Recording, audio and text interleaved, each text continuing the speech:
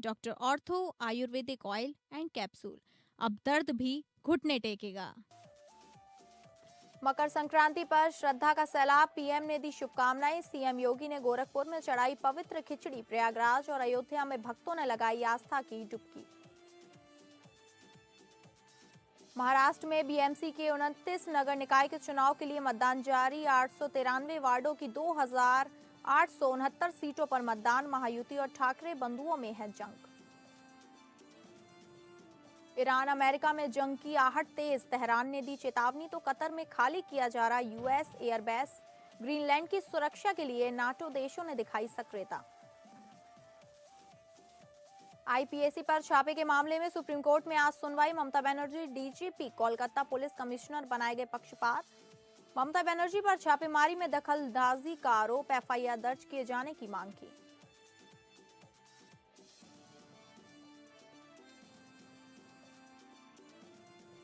नमस्कार, आप सभी का स्वागत है टॉप अपडेट्स में और मैं हूं आपके साथ अंकिता सिंह। टॉप अपडेट्स की शुरुआत करेंगे जहां मकर संक्रांति के पावन पर्व पर संगम में श्रद्धालुओं और कल्पवासियों की भारी भीड़ उमड़ पड़ी है। आज सुबह 8 बजे तक करीब 21 लाख श्रद्धालुओं ने संगम में आस्था की डुबकी लगाई, जबकि एक दिन पहले ही 75 लाख से अधिक लोग स्नान कर चुके थे।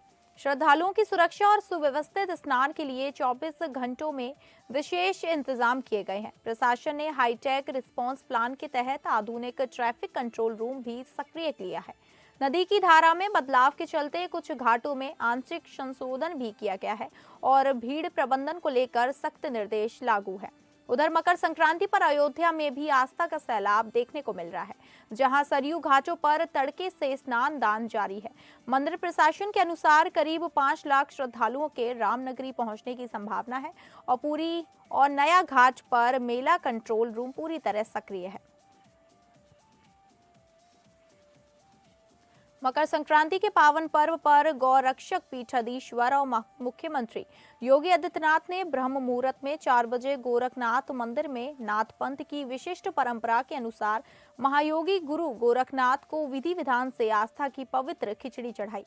इस अवसर पर उन्होंने शिवावतार महायोगी से लोक मंगल, सभी नागरिकों के सुखमय समृद्धमय जीवन की प्रार्थना की। महायोगी गुरु गोरखनाथ को खिचड़ी चढ़ाने के बाद मुख्यमंत्री और गोरख पीठाधीश्वर योगी आदित्यनाथ ने सभी नागरिकों, संतों और श्रद्धालुओं को मकर संक्रांति की हार्दिक बधाई और शुभकामनाएं दी। इस अवसर पर मुख्यमंत्री ने कहा कि बुधवार से ही पूरे प्रदेश में लाखों की संख्या में श्रद्धालु पवित्र धर्म स्थलों पर जाकर आस्था को नमन कर रहे हैं।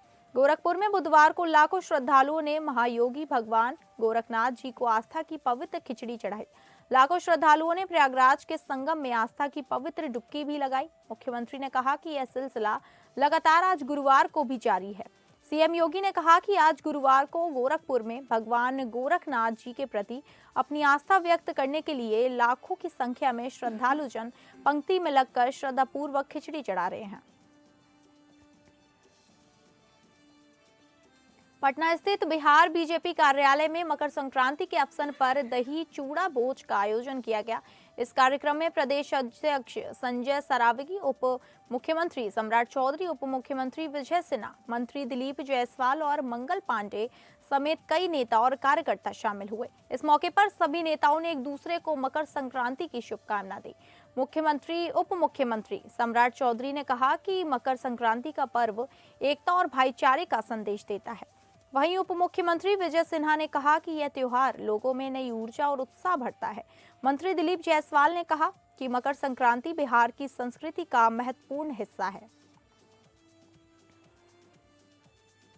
मकर संक्रांति के पावन अवसर पर सेठानी घाट सहित सभी प्रमुख घाटों पर आस्था का सैलाब उमड़ पड़ा है। सूर्योदय के साथ ही मां नर्मदा में स्नान का सिलसिला शुरू हो गया है, जो बुधवार से लेकर गुरुवार तक लगातार जारी रहेगा। प्रशासन के अनुसार 1.5 से 2 लाख श्रद्धालुओं के स्नान करने का अनुमान है। घाटों पर नर्मदे हर के जयकारों से पूरा क्षेत्र भक्तिमय हो गया है। पंडित भालचंद्र खड्डर ने बताया कि मकर संक्रांति के दिन मां नर्मदा में स्नान करने से अक्षय पुण्य की प्राप्ति होती है। इस दिन तिल, गुड़ और अन्न का दान विशेष फलदायी माना जाता है, जिससे सुख, शांति और समृद्धि का आशीर्वाद मिलता है। इस बार मकर संक्रांति 2 दिन की है। बुधवार और गुरुवार दोनों दिन स्नान मां नर्मदा में चलते रहेंगे और करीब 5 से 7 लाख श्रद्धालु मकर संक्रांति के पर्व पर स्नान करेंगे। आज महाराष्ट्र के नगर निकाय चुनाव को लेकर मतदाताओं में जबरदस्त उत्साह देखने को मिल रहा है। सुबह से ही मतदान केंद्रों पर लंबी कतारें लगी हैं और लोग बढ़ चढ़कर अपने मताधिकारों का प्रयोग कर रहे हैं। राज्य के 29 नगर निकायों के लिए मतदान जारी है, लेकिन सबसे ज्यादा निगाहें मुंबई पर टिकी हुई हैं। आर्थिक रूप से बेहद समृद्ध ब्रह्म मुंबई महानगर पालिका में सत्ता को लेकर बीजेपी के नेतृत्व वाले महायुति और ठाकरे बंधुओं के गठबंधन के बीच दिलचस्प मुकाबला माना जा रहा है। इन चुनाव में कुल 893 वार्डों की 2,869 सीटों के लिए वोट डाले जा रहे हैं। करीब 3 करोड़ 48 लाख मतदाता 15,931 उम्मीदवारों के राजनीतिक भविष्य का फैसला करेंगे। अकेले बीएमसी चुनाव में 227 सीटों के लिए 17 उम्मीदवार मैदान में हैं, जिसका वार्षिक बजट करीब 74,000 करोड़ रुपए है।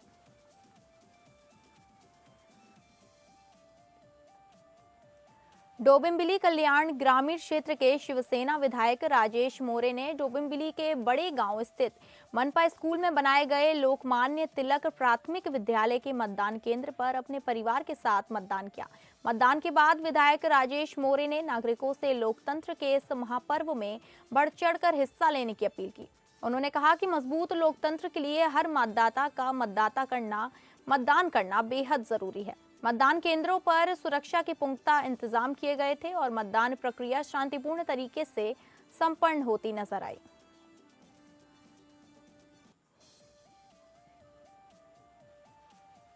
हजारीबाग जिले के बड़ा बाजार ओपी क्षेत्र स्थित हबीबी नगर से एक शक्तिशाली विस्फोट होने की दर्दनाक खबर सामने आई, जिसमें मौके पर ही एक परिवार के 3 लोगों की मौत हो गई।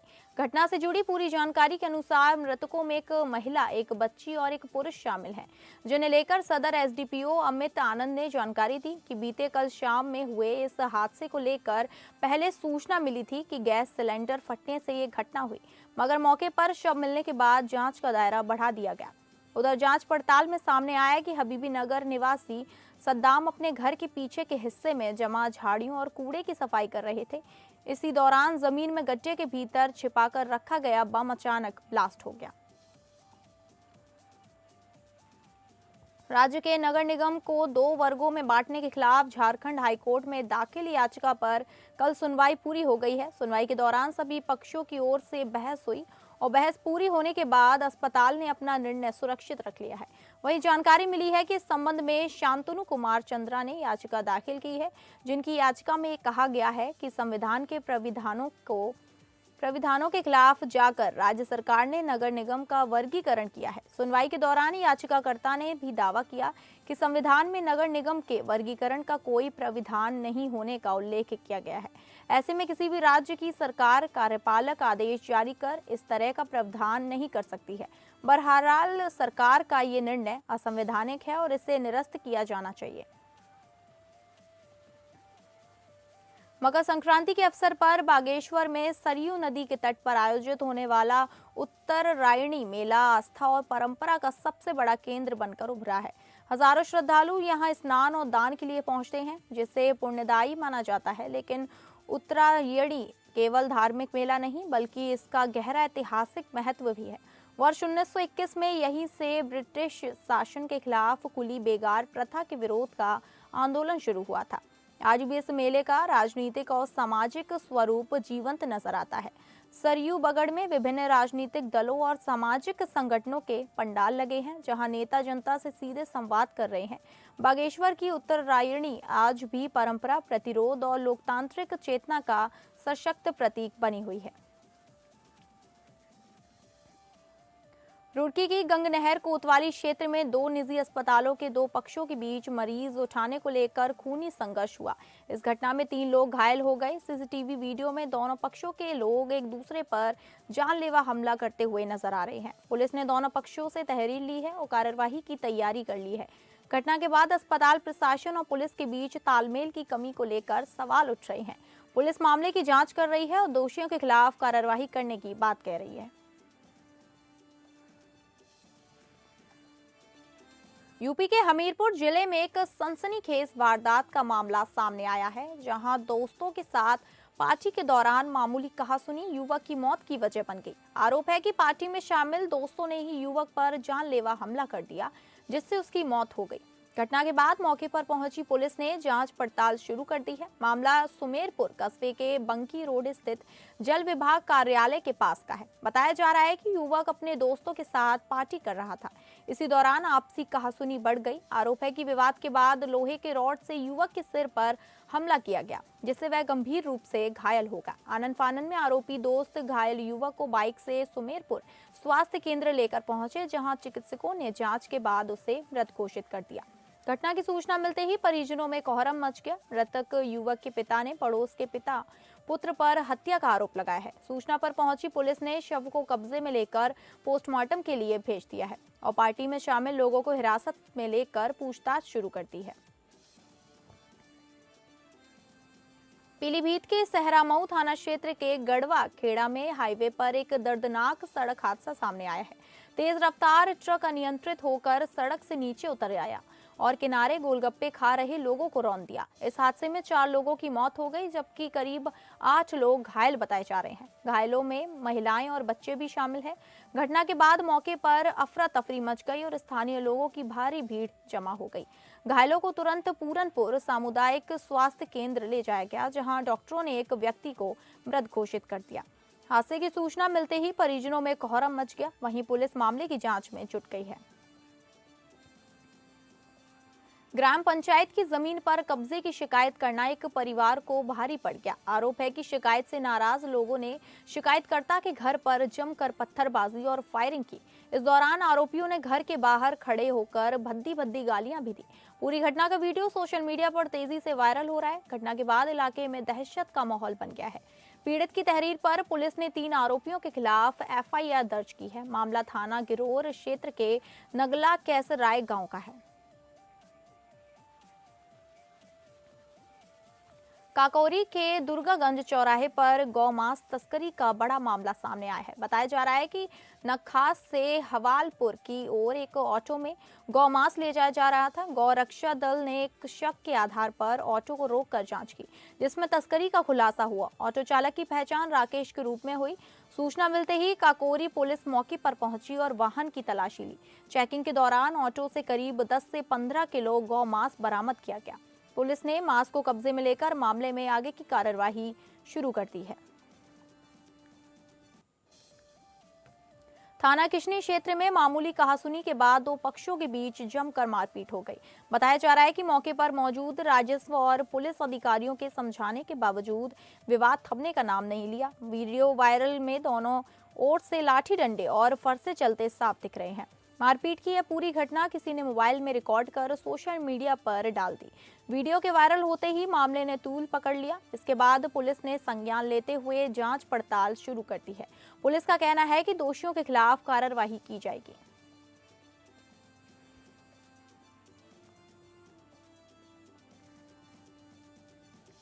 मैनपुरी कोतवाली क्षेत्र में कल शाम घरेलू गैस लाइन के स्टोर में भीषण आग लग गई, जिससे लाखों रुपए का पाइप जल गया। आधे घंटे तक लगी आग को दमकल कर्मियों ने काफी मशक्कत के बाद बुझाया। मैनपुरी कोतवाली थाना क्षेत्र में HP कंपनी की ओर से घरेलू गैस लाइन डालने का काम किया जा रहा है। संसारपुर मोड़ पर कंपनी के खाली प्लॉट में पाइप रखा हुआ था। कल शाम को यहां किन्हीं कारणों से आग लग गई। आग इतनी भीषण लपटे उठती देख लोगों ने दमकल विभाग को जानकारी दी। मौके पर पहुंचे दमकल कर्मियों ने कड़ी मशक्कत के बाद आग पर काबू पाया।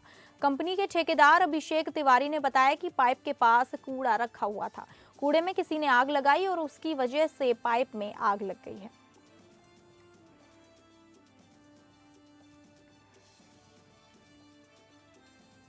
पिपरिया में पुलिस ने नशे के खिलाफ बड़ी कार्रवाई करते हुए स्मैक तस्करी का खुलासा किया है। स्टेशन रोड थाना पुलिस की सतर्कता के चलते 9.47 ग्राम स्मैक के साथ एक तस्कर को गिरफ्तार किया है। कार्रवाई के दौरान एक आरोपी मौके से पकड़ा गया, जबकि उसका एक साथी फरार हो गया। फरार आरोपी की तलाश में पुलिस की टीमें लगातार दबिश दे रही हैं। गिरफ्तार तस्कर की पहचान पंजाब निवासी के रूप में हुई है। पुलिस ने आरोपी के खिलाफ NDPC एक्ट की धारा 821 और 29 के तहत मामला दर्ज किया है। फिलहाल पुलिस पूरे नेटवर्क की कड़ियों को खंगालते हुए जांच में जुटी है।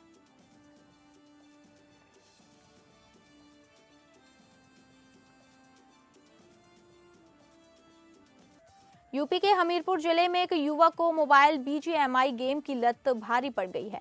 वह मोबाइल चलाते चलाते अचानक तेज तेज बड़बड़ाने लगा और भोजपुरी और भक्ति गीत गाने लगा। परिजनों ने काफी देर तक उसे शांत कराने की कोशिश की, लेकिन वह नहीं माना। सामुदायिक स्वास्थ्य केंद्र ले जाने पर भी युवक लगातार गाता रहा। परिजनों ने बताया कि उसे मोबाइल चलाने से रोका जाता था, लेकिन वह नहीं मानता था। युवक रात कोटवाली क्षेत्र के सिकंदरा पूरा वार्ड का रहने वाला है। पिता रमेश जब बेटे अमृतलाल को अस्पताल लेकर पहुंचे तो वह एक लाइन गाया कि ये अंधा कानून है, ये अंधा कानून है। इसके बाद शायरी पढ़ी, ये जिंदगी एक कहानी है, ये जिंदगी एक कहानी है, ये पहेली ही पहेली है, पहेली ही सहेली है। इसके बाद जब जय बालाजी जय महाराज, जय बालाजी जय महाराज का जयकारा लगाया।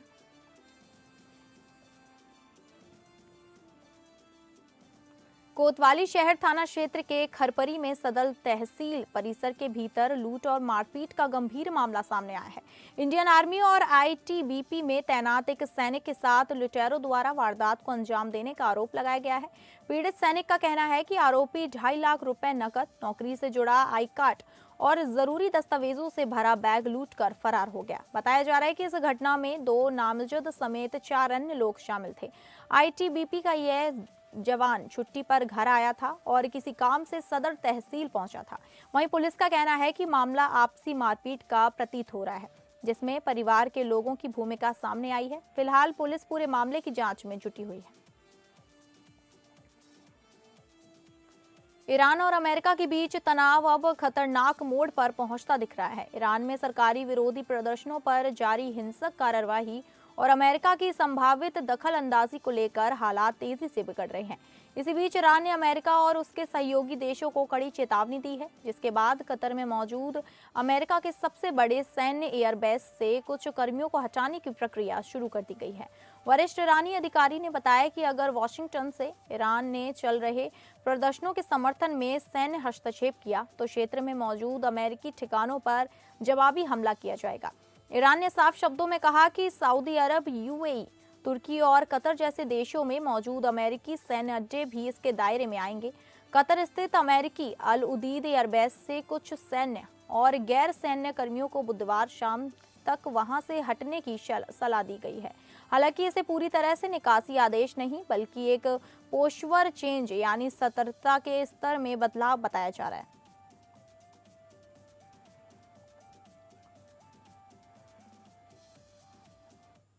तो फिलहाल टॉप अपडेट्स में बस इतना ही। नमस्कार।